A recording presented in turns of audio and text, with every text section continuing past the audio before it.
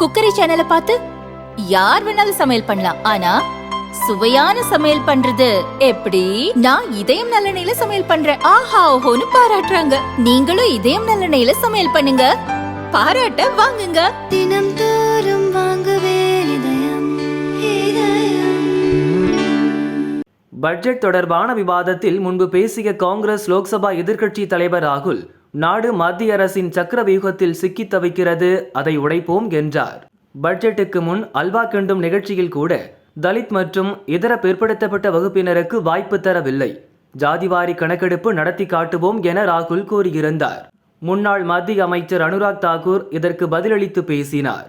மத்திய அரசின் சக்கர வியூகத்தால் மக்கள் அச்சத்தில் உள்ளதாக ராகுல் கூறுகிறார். சக்கர வியூகத்திற்கு பத்ம வியூகம் என்ற பெயரும் இருப்பதாக பாஜகவின் தாமரை சின்னத்தை குறிக்கும் வகையில் பேசியிருக்கிறார். ராகுலின் தந்தை ராஜுவின் பெயருக்கும் தாமரை என்றுதான் அர்த்தம். அப்படியானால் அவருடைய பெயரும் வன்முறை, அச்சத்தை குறிப்பிடுகிறதா? ஓபிசி பிரிவினருக்கு இடஒதுக்கீடு வழங்க ராஜு எதிர்ப்பு தெரிவித்தது ராகுலுக்கு தெரியுமா? தன் ஜாதி பெயரே தெரியாதவர் ஜாதிவாரி கணக்கெடுப்பு குறித்து பேசலாமா என்றார். அனுராக் பேச்சுக்கு எதிர்க்கட்சியினர் எதிர்ப்பு தெரிவித்து முழக்கமிட்டனர். அப்போது பேசிய ராகுல், என்னை அவமதித்தாலும் சாதிவாரி கணக்கெடுப்பை சபையில் நிறைவேற்றி காட்டுவோம் என்றார். ராகுல் பற்றி அனுராக் தாக்கூர் தெரிவித்த கருத்துக்களை சபை குறிப்பிலிருந்து நீக்குவதாக சபாநாயகர் தெரிவித்தார். ஆனால் தாம் யாருடைய பெயரையும் நேரடியாக குறிப்பிட்டு பேசவில்லையே என அனுராக் கூறினார். और वो पिछड़ा विरोधी थे कि आप पिछड़े के पक्ष में हो। और उस समय की पूर्व प्रधानमंत्री आईजी ने कहा था कि जात पर ना पात पर। अभी मैंने तो कहा नहीं सर, उस समय कहा गया था। और इसी तरह से ही कृपया अपना भाषण संक्षिप्त सर, मंडल आयोग की रिपोर्ट हो, काका कालेलकर की रिपोर्ट हो, इस पर कौन वर्षों तक बैठा रहा? सर जवाब देना होगा इनको, कौन देगा जवाब?